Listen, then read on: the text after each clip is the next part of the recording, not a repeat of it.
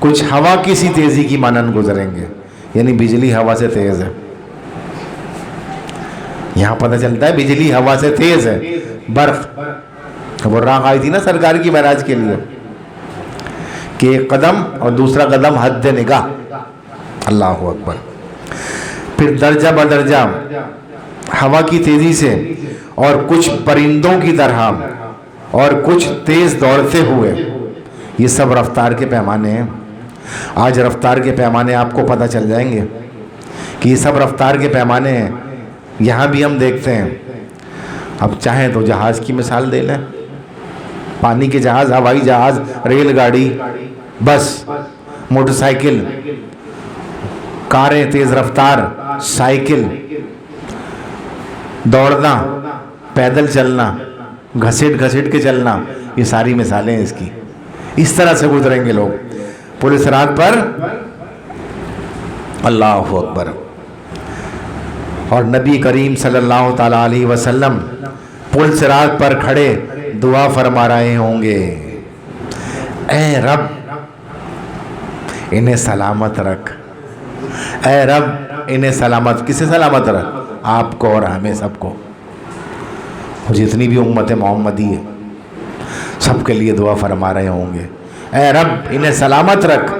اللہ اکبر. حتیٰ کہ بندوں کے اعمال پل صراط پر سے گزرنے کے لیے ناکافی اور عاجز رہ جائیں گے تو وہ پیٹ کے بل گھسیٹتے ہوئے گزریں گے. اللہ اکبر. یہ حال ہو جائے گا کہ بدعملیوں کو اتنا بوجھ ہوگا کہ پیٹ کے بل رگڑ رگڑ کے چلیں گے. زیادہ بوجھ ہو جاتا ہے تو یہی ہوتا ہے نا، رگڑ رگڑ کر گزریں گے. اور پل صراط کے ہوتے ہیں نا گنڈے لٹکے ہوئے جیسے ہوتے ہیں، اس پر وہ لٹکے ہوئے ہوں گے جس کے متعلق انہیں حکم ہوگا اسے پکڑ لیں گے، وہ اسے پکڑ لیں گے. یعنی یہ ایک ذریعہ، شفاعت کا ایک ذریعہ یہ بھی بنے گا، چلو ایسے نہیں گزر پا رہے، اس کے سہارے گزر جاؤ. وہ اسے پکڑ لیں گے. کچھ لوگ تو ان کی خراشوں سے زخمی ہو کر نجات پا جائیں گے، نکل جائیں گے، اور کچھ جہنم میں گر پڑیں گے. اللہ اکبر. یہ سب ایمان کے بعد اعمالوں کے وزن کے سبب معاملہ ہوگا یہ. اور کتاب و سنت میں اس دن کی جو خبریں ہولناکیاں مذکور ہیں، ہمارا ان سب پر ایمان ہے. انکار نہیں کرنا چاہیے قطعی، اس کا سب پر ایمان ہے. اللہ تعالیٰ ان میں ہماری مدد فرمائے. اور ہمارا ایمان ہے کہ نبی کریم صلی اللہ علیہ وسلم اہل جنت کے جنت میں داخلے کے لیے بھی سفارش فرمائیں گے، اور اس کا اعزاز بھی بالخصوص آپ صلی اللہ علیہ وسلم کی ذات گرامی کو حاصل ہوگا. بعد از خدا بزرگ تو ہی قصہ مختصر. اللہ اکبر. جنت دوزخ پر بھی ہمارا ایمان ہے. بہت سے لوگ دیکھتے ہیں نا، یار یہاں کی یہاں دیکھو، وہاں کی وہاں دیکھی جائے گی. اس کا مقصد ان کا ایمان نہیں ہے. وہاں پر وہاں کی وہاں نہیں دیکھ سکتے. الدنیا مزرعۃ الآخرہ، دنیا آخرت کی کھیتی ہے. تو کھیتی میں تو جس وقت کھیتی کا ٹائم ہے اسی وقت کھیتی کرنی پڑے گی نا. پھل اپنی مدت کے بعد آئے گا، تو کیا جب پھل کھانے کا ٹائم ہوگا اس وقت کھیتی کرو گے؟ جب تو وقت ہی نہیں ہوگا کھیتی کا. کھیتی تو اسی دنیا میں ہوگا نہیں ہے. اللہ اکبر. تو جنت اور دوزخ پر ہمارا ایمان ہے. جنت دار النعیم، دار کہتے ہیں گھر کو، نعیم نعمت، نعمتوں کا گھر ہے جسے اللہ تعالیٰ نے اپنے متقی اور مومن بندوں کے لیے تیار کر رکھا ہے. اس میں ایسی ایسی نعمتیں ہیں جو کسی آنکھ نے نہیں دیکھی، اور نہ کسی کان نے سنی، اور نہ کسی فرد بشر کے دل میں اس کا تصور ہی آیا. یعنی غائب ہے نا ہم سے، صرف ہم نے قرآن میں یا حدیث میں سنا ہے ایسا ہوگا، لیکن اس چیز کا تصور نہیں ہے. اور جنت کو دنیا کی چیزوں سے تشبیہ نہیں لی جا سکتی، کیونکہ دنیا کی چیزیں تو جنت کی چیزوں کے آگے ہیچ ہیں. جس طرح سے یہ کائنات بندوں کے لیے ہے، بندے کائنات کے لیے نہیں ہیں، کیونکہ بندے اعلیٰ ہیں، باقی چیزیں ادنا ہیں. اسی طرح سے جنت بھی نیک اعمال لوگوں کے لیے. یہ لوگ جنت کے لیے نہیں ہیں، جنت بھی ان کے لیے ہے، بس سمجھنے کا فرق ہے۔ ہم نے چیزوں کو کیا سمجھا کہ ہم چیزوں کے لیے ہیں، اسی لیے اس میں مستغرق ہو گئے کہ یہ چیز بھی حاصل کر لوں تو وہ چیز بھی حاصل کر لوں، تو یہاں تک میری زمین ہو جائے تو یہ بھی میرا تو وہ بھی میرا، یہ اس کا ہے یہ بھی چھین لوں، یہ اس کا ہے یہ بھی چھین لوں، اس کا حصہ کھا لوں، اس کے معاملات غصب کر لوں، یہ گر جائے میں چڑھ جاؤں۔ تو پتہ چلا آپ نے اپنے آپ کو دنیا کے لیے کر دیا، دنیا آپ کے لیے نہیں ہے۔ در حقیقت دنیا کی ہر نعمت آپ کے لیے، اگر آپ اسے سمجھیں۔ اللہ اکبر۔ اللہ کیا فرماتا ہے؟ فَلَا تَعْلَمُ نَفْسٌ مَا أُخْفِيَ لَهُم مِّن قُرَّةِ أَعْيُنٍ جَزَاءً بِمَا كَانُوا يَعْمَلُونَ، سورہ سجدہ آیت نمبر 17۔ کوئی نفس نہیں جانتا کہ ان کے لیے آنکھوں کی کیسی ٹھنڈک چھپا کر رکھی ہے رب نے، آنکھوں کی کیسی ٹھنڈک چھپا کر رکھی ہے رب تعالیٰ نے۔ یہ ان اعمال کا صلہ ہے جو وہ کرتے رہے۔ کیا فرما رہا ہے اللہ؟ یؤمنون بالغیب، وہ غیب پر، یہ ساری چیزیں غیب ہیں، نہیں دیکھی کسی آنکھ نے، لیکن ایسی زبردست ہیں کہ اشارہ دے دیا تو اس پر بھی وہ ایمان لاتے ہیں۔ جب اس پر ایمان لاتے ہیں تو پھر ویسے عمل بھی کرتے ہیں۔ بھائی جہنم بھی غیب ہے اس وقت اور جنت بھی غیب ہے، دنیا کی کسی چیز سے دونوں کو تشبیہ نہیں دی جا سکتی۔ ادنا سے ادنا جہنمی کا عذاب کیا ہوگا؟ اس کو آگ کے جوتے پہنا دیے جائیں گے، جس سے اس کا دماغ پگھلے گا، وہ سمجھے گا سب سے بڑا عذاب میرا ہے، جبکہ سب سے چھوٹا عذاب ہوگا یہ حال ہوگا، تو اس سے کوئی بھی نہیں سمجھ سکتا۔ اور جہنم جو ہے وہ عذاب کا گھر ہے، جسے اللہ نے کافروں ظالموں کے لیے تیار کر رکھا ہے۔ اللہ اکبر۔ اس میں ایسا عذاب اور عبرتناک سزائیں ہیں جن کا دل پر کبھی کھٹکا بھی نہیں گزرا۔ ہوتا ہے نا یار، دل میں کھٹکا آ گیا، نہیں گزرا۔ کیا فرمایا؟ اِنَّا أَعْتَدْنَا لِلظَّالِمِينَ نَارًا أَحَاطَ بِهِمْ سُرَادِقُهَا وَإِن يَسْتَغِيثُوا يُغَاثُوا بِمَاءٍ كَالْمُهْلِ يَشْفِي الْوُجُودَ بِئْسَ الشَّرَابُ وَالسَّاعَةُ مُرْتَفَقَةٌ، سورہ کہف آیت نمبر 29۔ ہم نے ظالموں کے لیے، ظالم کون؟ ظلم کی کیا تعریف ہے؟ کئی بار بتائیے۔ ہاں، ظلم کی سب سے آسان تعریف یہ ہے کہ چیزوں کو اس کی جگہ سے بدل دینا۔ نہیں سمجھ میں آیا ہوگا کہ یہ کیسی تعریف بتا دی۔ کھانا کھانے کے لیے اللہ نے منہ دیا ہے، اب کوئی ناک سے کھانا شروع کر دے تو ظلم نہیں ہوگا؟ ظلم ہوگا نا یہ۔ تو اسی طرح سے زندگی کے معاملات میں احکامات خداوندی اور سنت رسول اللہ کو بالائے طاق رکھتے ہوئے معاملات کا چلانا ظلم ہے۔ یہ انسان اپنے ساتھ ظلم کرتا ہے، یہ اس سے ہٹ کر بظاہر اسے محسوس نہیں ہوتا، ادراک نہیں ہوتا، لیکن وہ گڑھے میں گرتا چلا جاتا ہے، day by day, day by day یہ حال ہوتا چلا جاتا ہے۔ تو ہم نے ظالموں کے لیے آگ تیار کر رکھی ہے، جس کی ابھی بات کی تھی میں نے قناعتوں کی، جس کی قناعتیں اس کو گھیر رہی ہوں گی، اور اگر فریاد کریں گے تو ایسے، اب جب وہ چاروں طرف سے آگ نے گھیرا ہوا ہوگا، جب وہ فریاد کریں گے تو ایسے کھولتے پانی سے ان کی داد رسی، توازہ تو نہیں کہا جائے گا نا، داد رسی کی جائے گی جو پگھلے ہوئے تانبے کی طرح چہروں کو بھون ڈالے۔ اللہ اکبر۔ اور ان کے پینے کا پانی برا اور آرام گاہ بھی بری ہوگی۔ جہنم بے شک بہت بری جگہ ہے، اور جنت دوزخ اس وقت بھی موجود ہیں، ابھی بھی موجود ہے، ہمارا ایمان ہے، کیونکہ اللہ نے پہلے تیار کر دی اور ہمیشہ رہیں گے، کبھی فنا نہیں ہوں گی، یہ بھی ہمارا ایمان ہے۔ کیا فرمایا؟ وَمَن يُؤْمِن بِاللَّهِ وَيَعْمَلْ صَالِحًا يُدْخِلْهُ جَنَّاتٍ تَجْرِي مِن تَحْتِهَا الْأَنْهَارُ خَالِدِينَ فِيهَا أَبَدًا قَدْ أَحْسَنَ اللَّهُ لَهُ رِزْقَهُ۔ سورہ طلاق آیت نمبر 11۔ اور جو شخص ایمان لائے گا اور نیک عمل کرے گا، اللہ ان کو باغائے بہشت یعنی جنت کے باغوں میں داخل کرے گا، جن کے نیچے نہر تجری من تحتہا الانہار، جن کے نیچے نہریں بہہ رہی ہیں، ہمیشہ ان میں رہیں گے، اللہ نے ان کا رزق خوب بنایا ہے۔ اللہ اکبر۔ پھر سورہ احزاب میں اللہ کیا فرما رہا ہے؟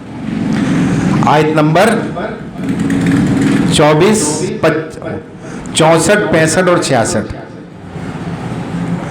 ان اللہ لعن الکافرین وعد لهم سعیرا خالدین فیہا ابدا لا یجدون ولیا ولا نصیرا یوم تقلب وجوہہم فی ناری یقولون یا لیتنا اطعنا اللہ واطعنا الرسول۔ اللہ اکبر، کیا بات کہہ دی! اے میرے رب ہم پر رحم فرما۔ بے شک اللہ نے کافروں پر لعنت کی اور ان کے لیے بھڑکتی ہوئی آگ یعنی جہنم تیار کر رکھی ہے، اس میں ہمیشہ ہمیشہ رہیں گے، نہ کسی کو دوست پائیں گے نہ مددگار پائیں گے۔ جس دن ان کے چہرے آگ میں الٹائے جائیں گے، کہیں گے اے کاش ہم اللہ کی فرما برداری کرتے اور رسول کا حکم مانتے۔ دیکھو کھل کھل کے واضح طور پر بتائی جا رہی ہے ہر بات۔ اگر قرآن کو سمجھنے کی کوشش کروں،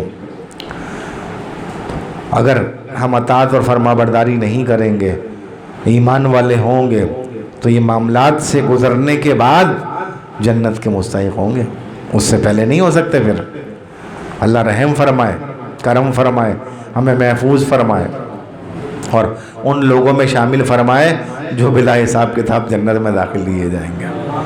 اللہ رحم فرمائے۔ اور ہم ان سب لوگوں کو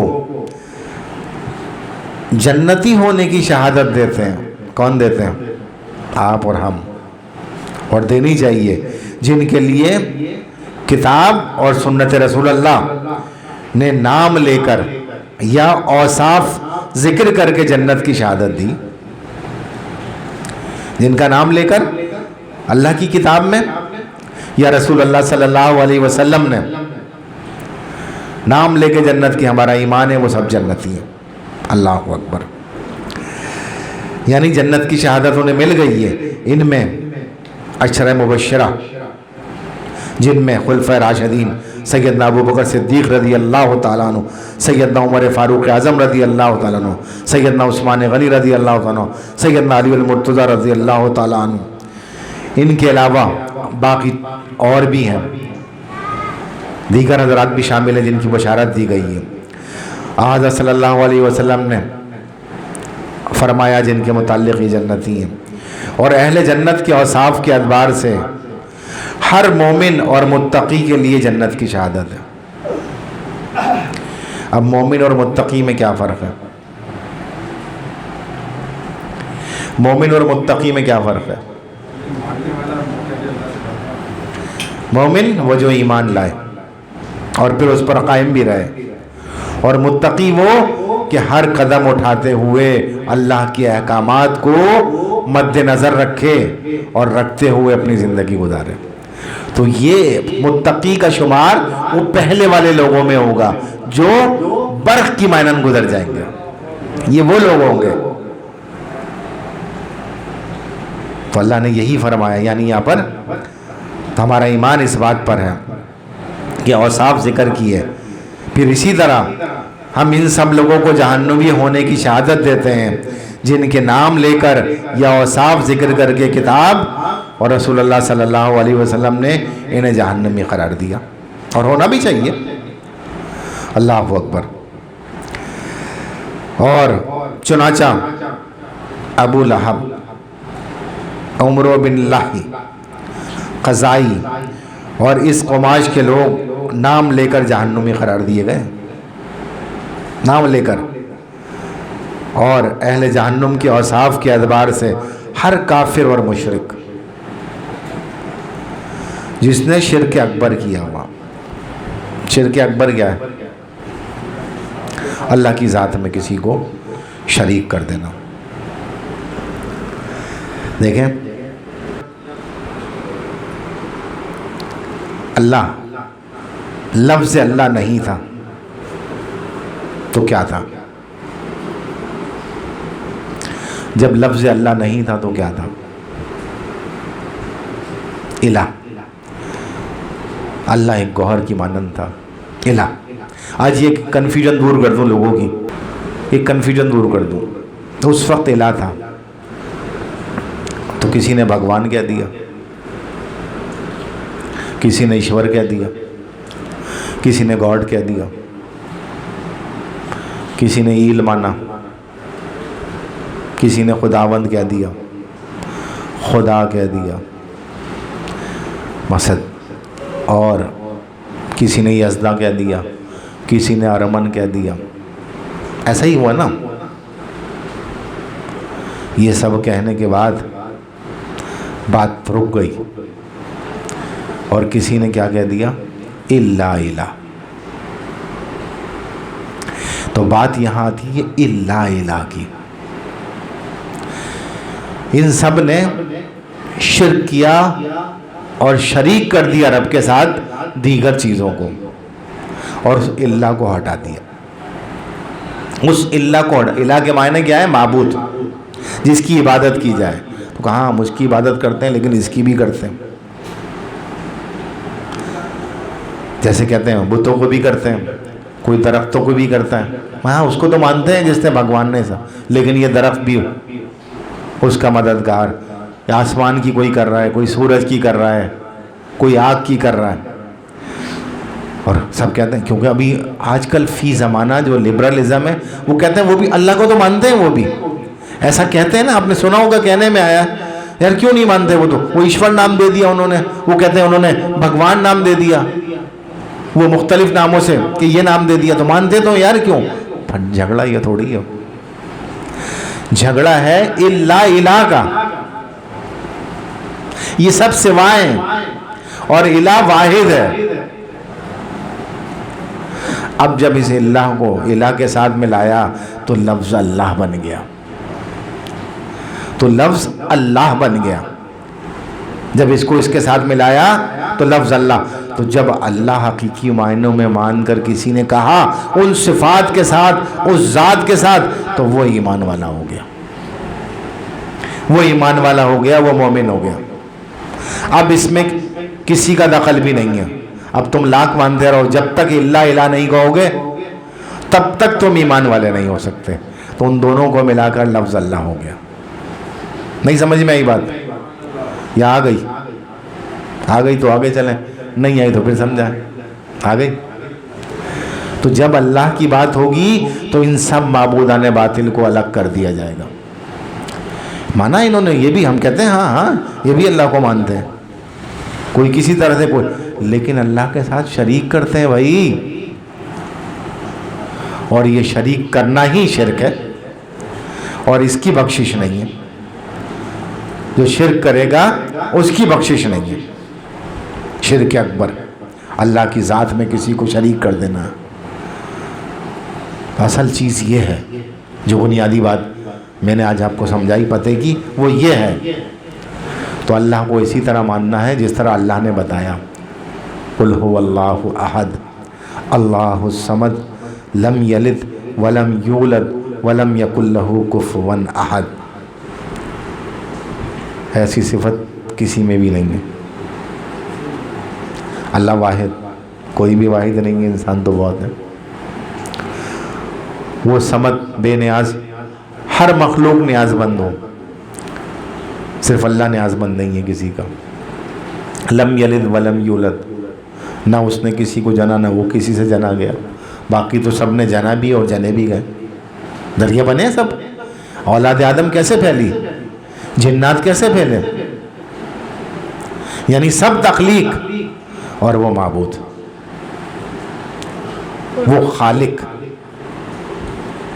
کی عبادت کی جا رہی ہے، باقی سب مخلوق. تو جب ان چیزوں کو سمجھیں گے تو حقیقت میں ہمیں اپنا دین سمجھ میں آ جائے گا، اور جب دین سمجھ میں آ جائے گا تو ہماری دین و دنیا دونوں آسان ہو جائیں گی. لیکن جب یہ نہیں سمجھیں گے تو پھر کچھ سمجھ میں نہیں آئے گا، اور خلط ملط ہو جائیں گے، اور پھر مختلف طبقات کے پیچھے دوڑ لگاتے رہیں گے. حاصل حصول کسی کو کسی کا پرچم حاصل ہو جائے گا، کسی کو کسی کا بیج حاصل ہو جائے گا، لیکن رب کی بارگاہ تک رسائی حاصل نہیں ہوگی. یہ حقیقت بتا رہا ہوں میں، جو اصل مقصد ہے. کیونکہ مخلوقات پیدا ہی اسی لیے کی اللہ نے کہ میں پہچانا جاؤں، اور جب الہ ہے تو اس کی عبادت بھی کی جائے. باقی کسی کی عبادت نہیں کی جا سکتی سوائے اللہ کے. اگر کسی نے یہ شائبہ بھی کسی کے دل میں ہو، ذرا سا گمان بھی ہو، تو پھر وہ دائرہ اسلام سے خارج ہو گیا. جیسے ایک بات میں بتاتا ہوں کہ نماز کا بھی شرک ہے. نماز میں بھی ایک شرک ہے. اب وہ کیا شرک ہے؟ اب سب حیران ہو جائیں گے کہ یہ کیا بات کر دی. نماز کا بھی شرک ہے. نماز اللہ کس کے لیے بندہ پڑھتا ہے؟ کس کے لیے پڑھتا ہے؟ اللہ کے لیے پڑھتا ہے. اب نماز کے لیے کھڑا ہوا، برابر میں کوئی صاحب علم، بڑی شخصیت، مشہور شخصیت، کوئی علامہ، کوئی مولانا کھڑے ہوئے، یہ ان کے برابر میں کھڑا ہو گیا. جا کے کھڑے ہونے کے بعد نیت باندھی. اب خیال آیا کہ یار بڑا بن سنور کے نماز پڑھو، برابر میں کھڑے ہوئے، کوئی غلطی یا گڑبڑ نہ ہو جائے. بہت احتیاط سے، بہت ٹھہر کے، بہت سلو نماز ادا کر رہا ہے. اب سلام پھیرا تو حقیقت میں اس نے شرک کر دیا. کیوں شرک کر دیا بھائی؟ ارے نماز تو اللہ کے لیے پڑھنی تھی، تو اس کے لیے بن سنور کے اور احتیاط سے پڑھنی چاہیے تھی. تو بندے کے لیے احتیاط کر رہا ہے. رب کے لیے نماز پڑھ رہا ہے یا بندے کے لیے نماز پڑھ رہا ہے؟ نماز تو رب کے لیے ادا کر رہا ہے نا. تو نے شریک تو کر لیا، تو تیری نماز اللہ کے لیے تو نہیں ہے. یہ بنیادی بات ہے، اس کو سمجھنا چاہیے لوگوں کو کہ جب اپنے رب کی بارگاہ میں حاضر ہو رہے ہیں تو وہی انداز ہونا چاہیے جو کسی کے سامنے جاتے ہوئے، کم از کم جاتے ہوئے آدمی احتیاط کرتا ہے تو ایسی احتیاط وہ کہہ دیتے ہیں یار اللہ قبول کرنے والا ہے. ایسے لوگ کہہ دیتے ہیں کہ یار اللہ قبول کرے گا، کوئی بات نہیں، کوئی مسئلہ نہیں ہے. ایسا اللہ تو قبول کرنے والا ہے، اس میں کوئی شک نہیں ہے. لیکن یہ قانون، یہ ضابطے بھی تو اللہ نے بنائے. اللہ کیا فرماتا ہے قرآن پاک میں، اور وہ آداب سے، سورہ بقرہ میں، اور وہ آداب سے نماز پڑھتے ہیں، آداب کے ساتھ نماز پڑھتے ہیں وہ. پھر انسان خیال نہیں کرتا. نبی پاک صلی اللہ علیہ وسلم کے پاس جب لوگ آتے تھے تو سرکار کہتے تھے جاؤ اچھا سا وضو کر کے آؤ. اس کا مقصد وضو نماز کے لیے شرط ہے. بغیر وضو کے اور جان کے اگر کوئی بغیر وضو کے نماز پڑھے تو وہ کفر کے مترادف ہوگا، کیونکہ یہ حکم ہے، اور حکم کا انکار کر کے کوئی فیل کرے تو کفر کے مترادف ہوگا. تو کیا کہا؟ جاؤ اچھا سا وضو کر کے آؤ. یعنی جو شرط ہے پہلے وہ پوری کرو. اچھا سا وضو کیا ہے؟ صحیح طریقے سے اچھا سا وہ ہو گیا، صحیح ہے. آگے چلتے ہیں. اچھا سے وضو یہ ہے کہ وضو کرتے ہوئے جو واجبات، جو فرائض، جو معاملات وہ پورے کیے جائیں. 4 فرض ہیں وضو میں. ایک بات مثال کی بتا رہا ہوں، کوئی بھی کام کرتے ہوئے کتنے فرض ہیں وضو میں؟ 4 فرض ہیں. کیا کیا ہے؟ کعبین، دونوں ہاتھ کونیوں سمیت دھونا پورے. اب وضو کیا اور یہ حصہ خشک رہ گیا، باقی سمجھ رہے ہیں وضو ہو گیا. وضو نہیں ہوگا. دونوں ہاتھ اچھی طرح سے یہاں تک دھونا. پھر چہرے کی ٹکلی جہاں سے بال اگتے ہیں اور یہ تھوڑی تک پورے، اور دونوں کان کی لو تک چہرہ دھونا پورا. پھر سر کا مسح کرنا، فمسحو، سر کا مسا کرنا، یعنی پانی لے کر ایسے ہاتھ میں گیلا کر کے اور ایسے سر میں بس ہاتھ پھیرنا. اور پھر چوتھا دونوں پیر ٹخنوں سمیت دھونا. اب اگر اس میں کمی رہ گئی تو وضو کا فرض نہیں ادا ہوا، فرض ادا نہیں ہوا تو وضو ہی نہیں ہوا. اب جو 3 مرتبہ یہ سنت رسول اللہ. پھر اس میں مستحبات بھی ہیں، اس میں ثواب بڑھتا چلا جائے گا. تو سرکار کہتے تھے جاؤ اچھا سا وضو کر کے آؤ. جب وہ اچھا سا وضو، پھر کہتے تھے 2 رکعت نماز تحت المسجد کے ساتھ تحت الوضو پڑھو. میری مسجد میں کوئی بیٹھے نہیں آ کے جب تک تحت المسجد نہ پڑھ لے، یہ بھی فرمان ہے. تو پھر اب اس کے بعد تم رب سے مانگو، دیکھو تمہیں کیسے نہیں ملتا. جب تم نے وہ شرائط پوری کر دی، تو ہم تو شرائط پوری کرتے ہی نہیں، چاہتے ہیں کہ بھائی ایسی گھسیٹ لیں کھینچ لیں. یہ شرائط اور نیم اور قانون کس نے بتایا؟ اللہ اور اس کے رسول نے بتایا نا. جب تک ہم ان کو پورا نہیں کریں گے تو حقیقت کو کیسے جانیں گے؟ وہاں تک رسائی حاصل ہی نہیں ہوگی. جب ہمارے پاس چابی ہی نہیں ہوگی تو دروازہ کیسے کھولیں گے؟ جب ہمارے پاس چابی ہوگی تو دروازہ کھول کے اندر داخل ہوں گے نا. تو اصل چیز یہ ہے کہ ان بنیادی چیزوں کو سمجھنا چاہیے. بس جیسے آئے ایسے آئے ویسے آئے، نماز پڑھنی ایسے مارا یوں مارا ہی چلے گئے. ہم نماز تو پڑھتے ہیں، میرے پاس بہت لوگ آتے ہیں، جب ہم نماز تو پڑھتے ہیں پابندی سے، ہم تو تہجد بھی پڑھتے ہیں. ماشاءاللہ بھائی اچھی بات ہے، اور بالکل پڑھتے ہوں گے، اچھے لوگ ہیں وہ. لیکن اگر وہ ان آداب کو سیکھ کر ادا کریں تو کیا بات ہوگی اس نماز کی؟ کہاں لے جائے گی وہ نماز؟ الصلاۃ معراج المومنین اور مفتاح الجنت، یعنی جنت کی کنجی بھی ہے نماز، جنت کی کنجی بھی ہے. تو یہ طریقہ کار جب اس کو پورا کر، یہاں غسل کے طریقے ہی نہیں معلوم لوگوں کو کہ غسل کیسے ہوتا ہے صحیح، فرض غسل کی کتنی اقسام ہیں نہیں معلوم.